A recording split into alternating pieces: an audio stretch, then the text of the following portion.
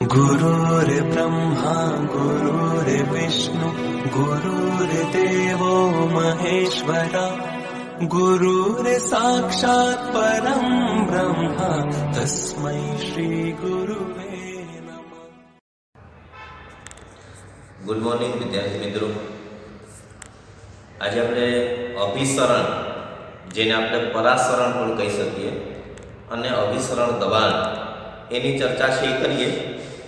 સૌપ્રથમ આપણે અભિસરણ ભણતા પહેલા અર્ધપારગમ્ય પડદા છે એની ચર્ચા છે કરવી છે। તો સૌપ્રથમ અર્ધપારગમ્ય પડદો, તો અર્ધપારગમ્ય પડદો છે કોને કહીએ? તો ખાસ કરીને અર્ધપારગમ્ય પડદો છે આમ તો એક શીટ છે કે જેની અંદર બારીક છિદ્રો હોય છે। આ પડદો છે પોતાનામાંથી દ્રાવકને પસાર થવા દે છે, એટલે પાણી જેવા નાના અણુઓ છે એ આ અર્ધપારગમ્ય પડદામાંથી પસાર થઈ શકે છે, પણ દ્રાવ્યના અણુઓ જે છે એને પોતાનામાંથી પસાર થવા દેતો નથી। આવા ગુણધર્મ ધરાવતો પડદો છે એ અર્ધપારગમ્ય પડદો છે। એટલે આપણે વ્યાખ્યા એને આપી શકીએ કે જે પડદો દ્રાવકના અણુઓને પોતાનામાંથી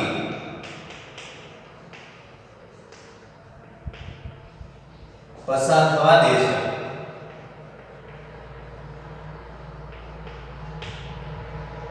પરંતુ દ્રાવ્યના અણુઓને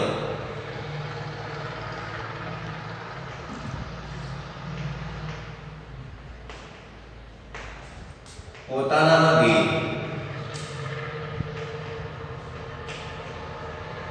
પસાર થવા દેતો નથી।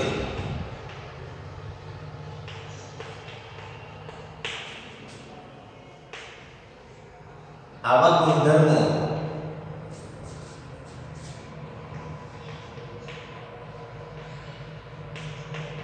ધરાવતા પડદાને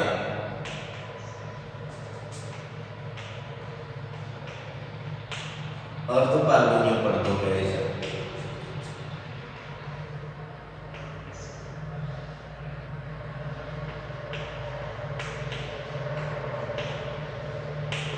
તો અર્ધપારગમ્ય પડદો શું છે?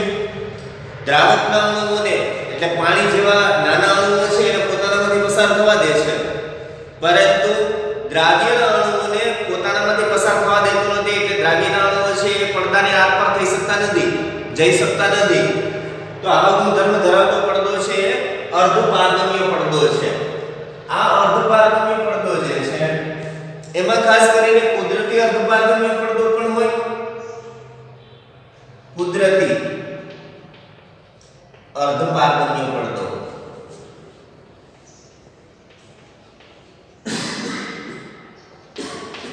અને કૃત્રિમ અર્ધપારગમ્ય પડદો પણ હોય। કૃત્રિમ જેને આપણે સંશ્લેષિત કહીએ, સંશ્લેષિત અર્ધપારગમ્ય પડદો।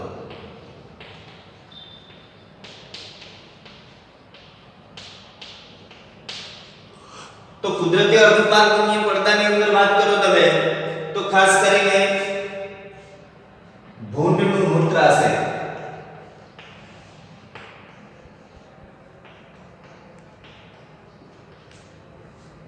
પ્રાણીઓની અંદર રહેલા ઉત્સર્ગ દ્રવ્યો, ઉત્સર્ગ છિદ્રો અથવા તો દ્રવ્યો। તો ભૂંડનું મૂત્રાશય, ઉત્સર્ગ છિદ્રો અથવા તો વનસ્પતિની કોષ દિવાલ, વનસ્પતિની કોષ દિવાલ, આ જે છે કુદરતી અર્ધપારગમ્ય પડદાના ઉદાહરણ છે। કૃત્રિમ કૃત્રિમ અર્ધપારગમ્ય પડદાની વાત કરો તમે તો સેલોફેન અથવા તો parchment paper, parchment, copper ferrocyanide, copper ferrocyanide, જેને આપણે કહીએ Cu2Fe6. એમાં કોપર ફેરોસાયનાઇડ Cu2Fe6 છે એ ઉત્તમ અર્ધપારગમ્ય પડદો છે. આ પડદો જે છે ઉત્તમ અર્ધપારગમ્ય પડદો છે.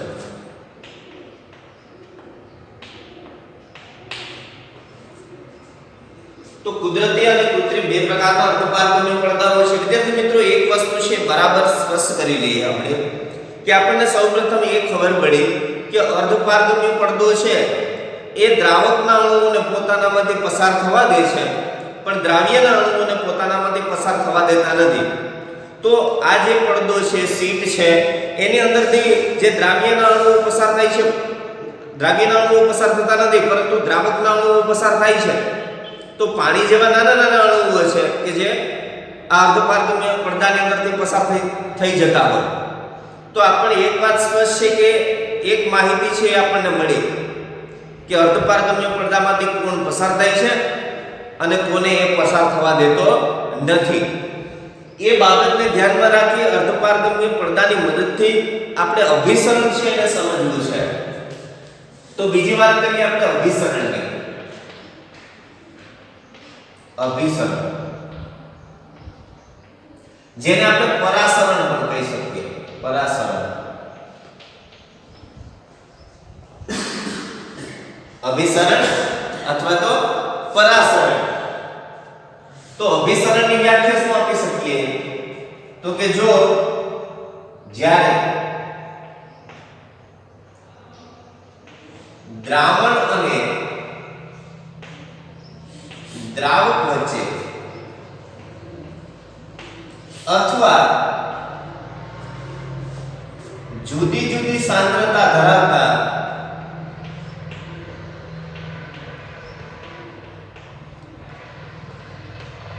દ્રાવણો વચ્ચે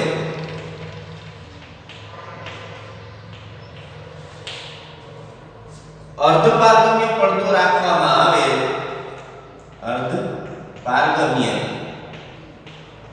પડદો રાખવામાં આવે ત્યારે દ્રાવકથી દ્રાવણ તરફ, દ્રાવકથી દ્રાવણ તરફ અથવા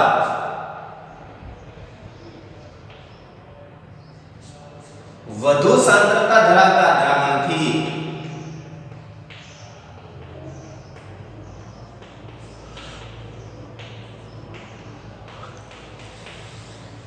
ઓછી સાંદ્રતા ધરાવતા દ્રાવણ તરફ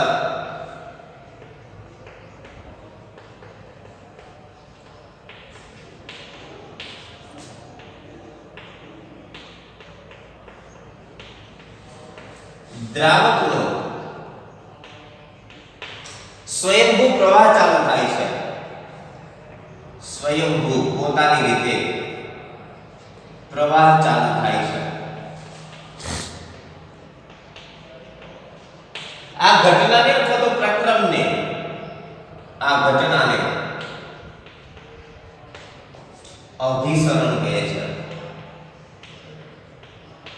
અથવા તો પરાસરણ.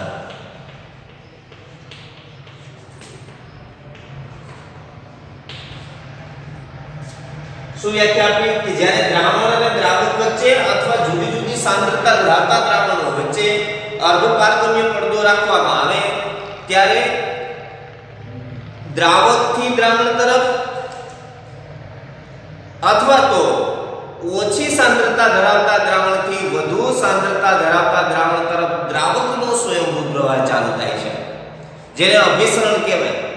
તો એનો અર્થ એવો થયો કે આપણે અર્ધપારગમ્ય પડદો છે રાખ્યો છે, એ શું કરે છે? દ્રાવકને જ પોતાનામાંથી પસાર થવા દે છે, દ્રાવ્યના અણુઓને પોતાનામાંથી પસાર થવા દેતો નથી. તો દ્રાવકથી દ્રાવણ તરફ દ્રાવકનો પ્રવાહ છે અર્ધપારગમ્ય પડદા મારફતે દ્રાવણની અંદર પ્રવેશે છે. તો એ જે ઘટના છે એ અભિસરણની ઘટના છે. આપણે આકૃતિ દ્વારા એ વાત છે ને સમજીએ. દાખલા તરીકે એક પાત્રની અંદર આપણે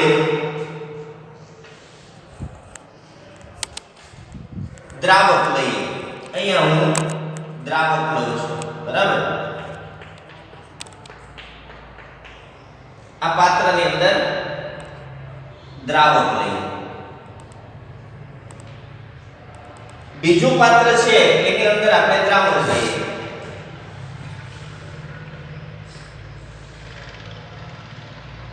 આની અંદર આપણે દ્રાવણ લઈએ છીએ, બરાબર?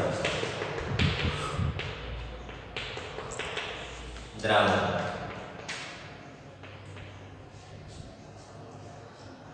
અત્યારે આ બંને પાત્રો જે છે એના ઉપર વાતાવરણનું દબાણ લાગુ પડે છે, પી એટમોસ્ફિયરિક પ્રેશર, બરાબર? વાતાવરણનું દબાણ લાગુ પડે છે. આના ઉપર પણ વાતાવરણનું દબાણ લાગુ પડે છે, એટમોસ્ફિયરિક પ્રેશર બંને ઉપર. હવે આ બંને પાત્રો છે એને આપણે જોડી દઈએ, બરાબર? આ બંને પાત્રો છે એને આપણે જોડીએ છીએ. કોના મારફતે? અર્ધપારગમ્ય પડદા મારફતે. અર્ધપારગમ્ય પડદો આપણે રાખ્યો છે અને અર્ધપારગમ્ય પડદા મારફતે આપણે બંનેને જોડીએ છીએ, એટલે કે દ્રાવક અને દ્રાવણને જોડી દીધું. અહીં આપણે અર્ધપારગમ્ય પડદો છે રાખ્યો છે, બરાબર? અથવા તો હું એવું કહું કે આ બાજુનું પાત્ર છે એમાં ઓછી સાંદ્રતા વાળું દ્રાવણ છે, ઓછી સાંદ્રતા ધરાવતું દ્રાવણ.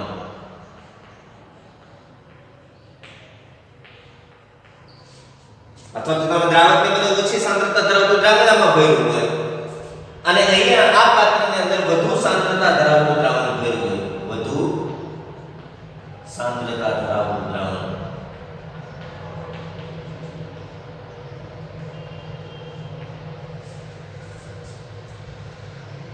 હવે શું થાય? આપણે કહ્યું કે જ્યારે દ્રાવક અને દ્રાવણ વચ્ચે, તો આ દ્રાવક છે આ દ્રાવણ છે, એમની વચ્ચે અર્ધપારગમ્ય પડદો રાખવામાં આવે અથવા તો જુદી જુદી સાંદ્રતા ધરાવતા દ્રાવણો, આની સાંદ્રતા ઓછી સાંદ્રતા ધરાવતું દ્રાવણમાં ભર્યું હોય ને આમાં વધુ સાંદ્રતા ધરાવતું દ્રાવણ ભર્યું હોય, તો જુદી જુદી સાંદ્રતા ધરાવતા દ્રાવણો વચ્ચે અર્ધપારગમ્ય પડદો રાખવામાં આવે. ત્યારે દ્રાવકથી દ્રાવણ તરફ, એટલે કે દ્રાવકથી દ્રાવણ તરફ અથવા તો ઓછી સાંદ્રતા ધરાવતા દ્રાવણથી વધુ સાંદ્રતા ધરાવતા દ્રાવણ તરફ દ્રાવકનો સ્વયંભૂ પ્રવાહ ચાલુ થાય છે. આ દ્રાવકનો પ્રવાહ છે. દ્રાવક છે દ્રાવકથી દ્રાવણ તરફ સ્વયંભૂ પસાર થાય છે. સ્વયંભૂ પ્રવાહ છે દ્રાવણમાં આવે છે અથવા તો ઓછી સાંદ્રતા ધરાવતા દ્રાવણથી વધુ સાંદ્રતા ધરાવતા દ્રાવણ તરફ દ્રાવકનો સ્વયંભૂ પ્રવાહ છે ચાલુ થાય. આ પ્રવાહ છે ક્યાં સુધી ચાલુ રહે? તો કે જ્યારે એની વચ્ચે સંતુલન સ્થપાઈ જાય ત્યાં સુધી દ્રાવકનો પ્રવાહ છે ચાલુ રહે. એટલે એક વાત મહત્વની છે કે અભિસરણ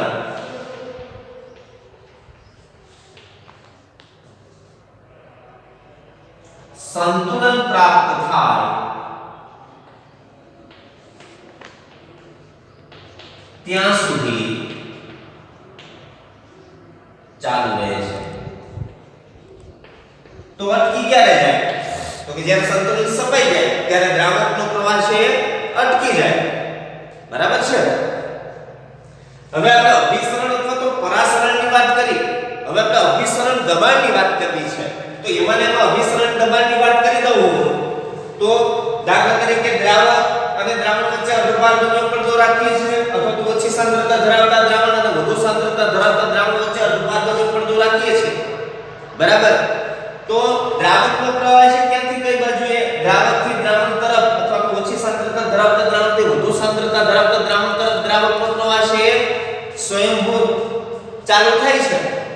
આપણે આ દ્રાવકના પ્રવાહને જે દબાણે રોકી શકીએ, એટલે દ્રાવક તરફ આપણે આ દ્રાવકના પ્રવાહને રોકવો છે તો કંઈક વધારાનું દબાણ આપવું પડે, +π વધારાનું દબાણ આપીએ કે જેથી કરીને અભિસરણને અટકાવી શકીએ.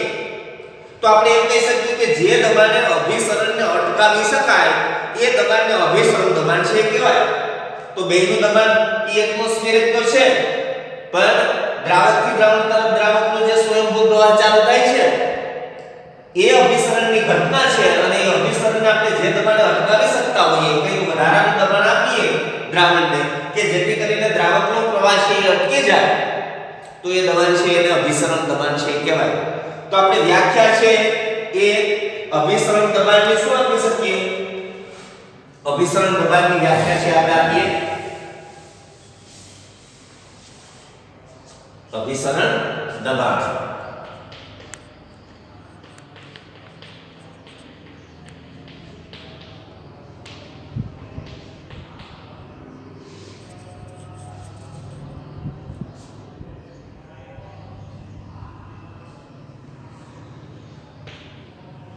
જે દબાણે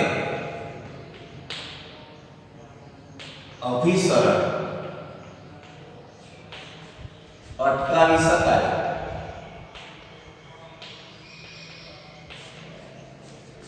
તે દબાણને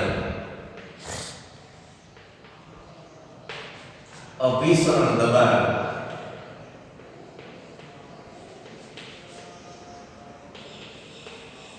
જેને આપણે પાઈ વડે દર્શાવીએ તો પાઈ કહે છે.